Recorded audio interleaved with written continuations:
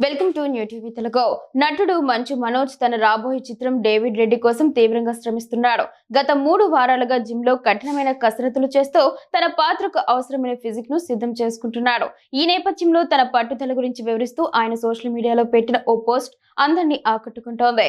3 వారాల క్రితం ఒక నిర్ణయం తీసుకున్నాను. ఇక సౌకర్యానికి తావులేదు. సాకులు చెప్పడం లేదు. సోమవారం నుంచి మొదలు పెడదామనే ఆలోచన లేదు.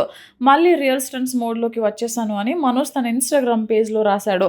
యాక్షన్ సినిమాల్లో నటించడం సాధ్యం కాదని, ప్రతి దెబ్బ, ప్రతి పతనం నిజంగానే ఉండాలని ఆయన పేర్కొన్నాడు. శరీరమే మన నైపుణ్యం అయినప్పుడు షార్ట్‌కట్లు ఆత్మద్రోహంతో సమానం. ప్రతి గాయం ఒక సంతకం అని ఆయన వ్యాఖ్యానించాడు. బాక్సింగ్ దిగ్గజం మహమ్మద్ అలీ మాటలను గుర్తు చేస్తూ అసలైన పోరాటం లైట్ల వెలుగులో కాదు, జిమ్‌లోనే. ఎవరు చూడని జిమ్‌లోనే గెలుస్తాం లేదా ఓడిపోతామని మనోజ్ పేర్కొన్నాడు.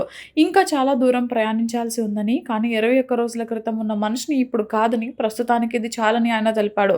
హనుమారెడ్డి యక్కంటి దర్శకత్వంలో డేవిడ్ రెడ్డి ఒక పీరియడ్ యాక్షన్ డ్రామాగా తెరకెక్కుతోంది. ఇటీవల ఈ చిత్రంలో ఉక్రెయిన్ నటి మరియా రియాబోషవ్కా హీరోయిన్‌గా నటిస్తున్నట్లు చిత్ర బృందం ప్రకటించింది.